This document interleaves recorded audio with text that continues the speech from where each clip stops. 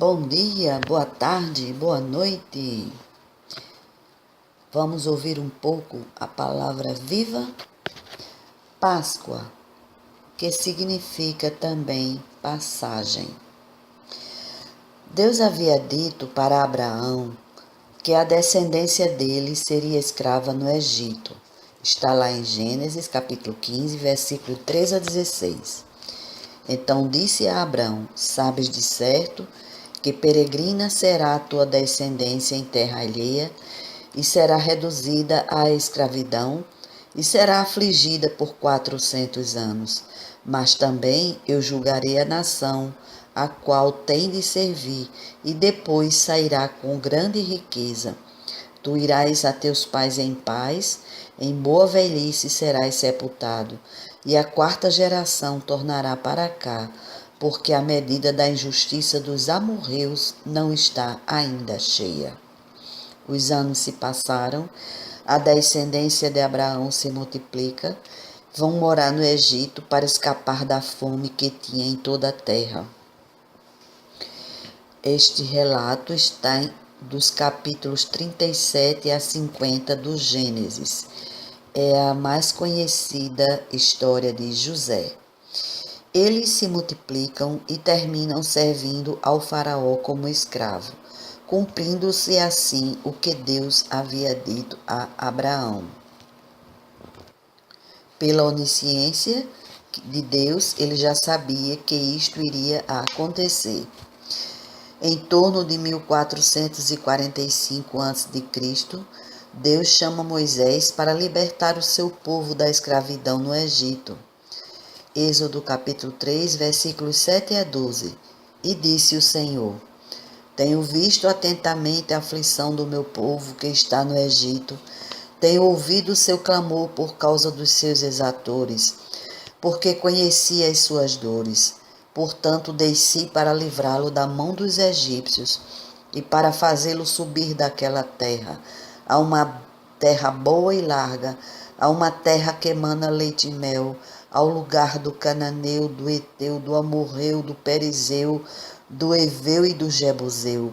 E agora, eis que o clamor dos filhos de Israel é vindo a mim, e também tenho visto a opressão com que os egípcios os oprimem.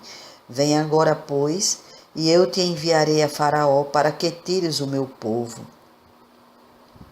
que são os filhos de Israel, do Egito. Então Moisés disse a Deus: quem sou eu que vá a Faraó e tire do Egito os filhos de Israel? E disse: certamente eu serei contigo, e isto te será por sinal de que eu te enviei. Quando houveres tirado este povo do Egito, servireis a Deus neste monte. Moisés vai para o Egito.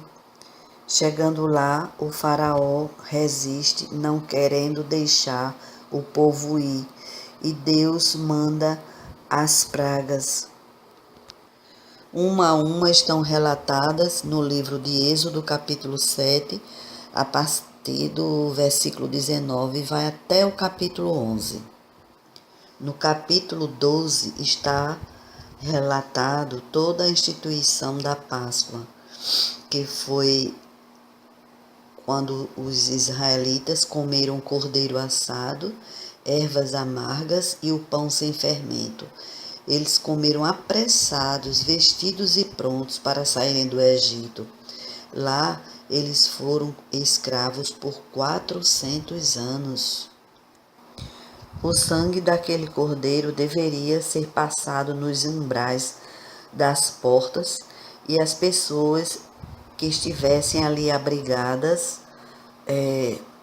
onde tivesse o primogênito, então ele ia viver, ele ia escapar, ia sobreviver.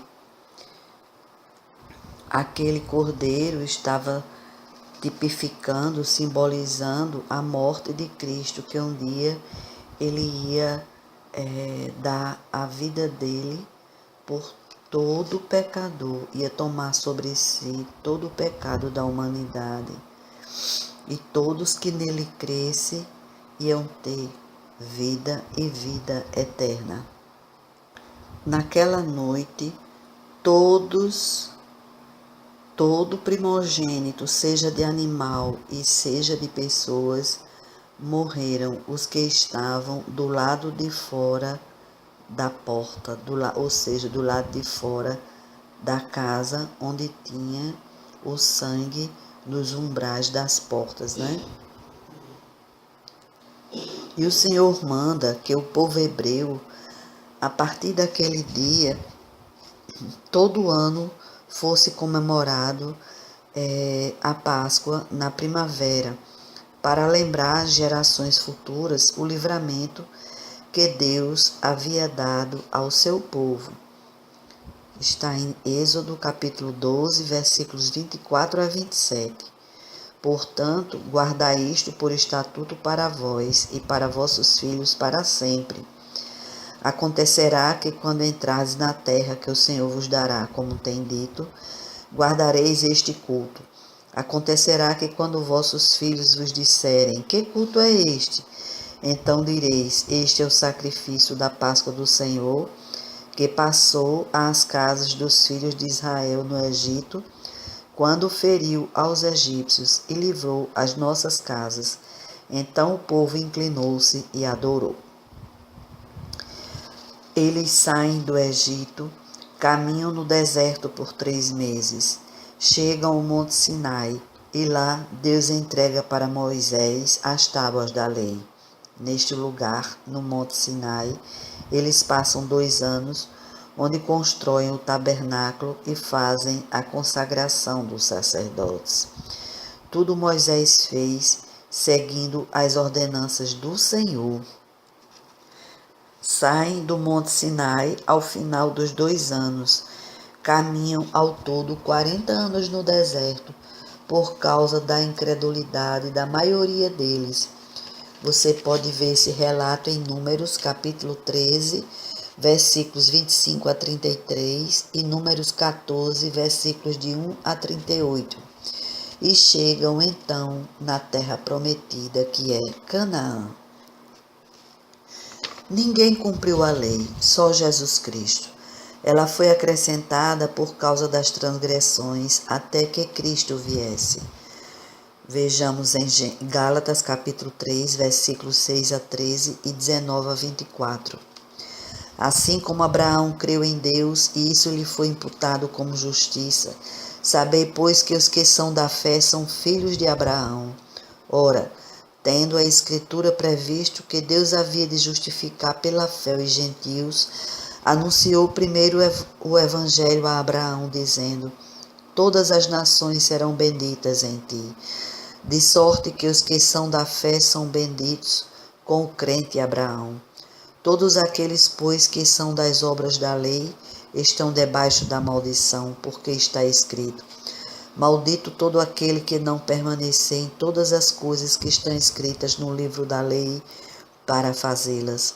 E é evidente que pela lei ninguém será justificado diante de Deus, porque o justo viverá da fé. Ora, a lei não é da fé, mas o homem que fizer estas coisas, por elas viverá. Cristo nos resgatou da maldição da lei, fazendo-se maldição por nós, porque está escrito, maldito todo aquele que for pendurado no madeiro. Ele é o Cordeiro de Deus. Em João capítulo 1, versículo 29, diz, no dia seguinte, João viu a Jesus que vinha para ele e disse, eis o Cordeiro de Deus que tira o pecado do mundo. Jesus Cristo, ele é a nossa Páscoa. 1 Coríntios capítulo 5, versículo 7. Porque Cristo, nossa Páscoa, foi sacrificado por nós. Efésios 2, versículos 8 a 10. Porque pela graça sois salvos por meio da fé, isto não vem de vós, é dom de Deus. Não vem das obras para que ninguém se glorie, porque somos feitura sua, criados em Cristo Jesus para as boas obras, as quais Deus preparou para que andássemos nelas. Jesus Cristo disse em João 14, versículos 21 a 24, aquele que tem os meus mandamentos e os guarda, esse é o que me ama. E aquele que me ama será amado de meu Pai, e eu o amarei e me manifestarei a ele. Disse-lhe Judas, não o que o traiu: Senhor, de onde vem que te hás de manifestar a nós e não ao mundo? E Jesus respondeu e disse-lhe, se alguém me ama, guardará minha palavra, e meu Pai o amará, e viremos para ele e faremos nele morada. Escutaram bem? Se alguém me ama, guardará a minha palavra, e meu Pai o amará, e viremos para ele e faremos nele morada. Quem não me ama, não guarda as minhas palavras. Ora, a palavra que ouvistes não é minha, mas do Pai que me enviou. A celebração da ceia é para ser celebrada em memória de Jesus. Lucas capítulo 22, versículo 19. E tomando o pão e havendo dado graças, partiu e deu-lo dizendo, isto é o meu corpo que por vós é dado. Fazei isto em memória de mim. E em 1 Coríntios capítulo 11, versículo 26 diz, porque todas as vezes que comerdes deste pão e beberdes do cálice, estareis anunciando a morte do Senhor até que ele venha.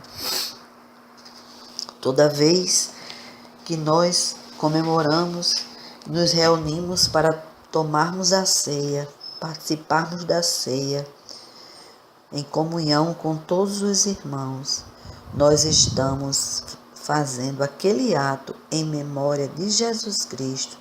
Foi isso que ele pediu, foi isso que ele falou, foi isso que ele ordenou, fazer isto em memória de mim, né? Então, quando a gente está dizendo que Jesus Cristo morreu, mas que ele ressuscitou e que ele vai voltar, Jesus está vivo e ele vai voltar. Aleluia. Glória a Deus. Deus te abençoe em nome de Jesus. Amém.